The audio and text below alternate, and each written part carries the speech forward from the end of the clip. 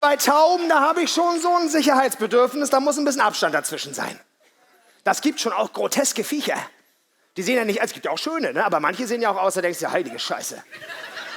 Also eine Taube aus der Distanz geht klar, aber nicht zu nah. Ich gebe euch mal ein kleines Beispiel. Ihr sitzt beim Stadtbäcker irgendwo, knastet ein Brötchen und ein paar Krümelchen fallen auf euren Oberschenkel. So, jetzt kommt ein Spatz angehüpft. Zack. Reaktion. Oh. Guck mal, mach mal ein Foto hier. Gib mal noch ein paar Krümel hier. Ja, ist der süß. Das sieht super aus. Ja. Gleiche Situation mit einer Taube. Süß, ja? Okay, wunderbar, freut mich für dich. Ich hätte ein Trauma. Zack. Ah, oh Gott, nee. Oh, Herpes. So,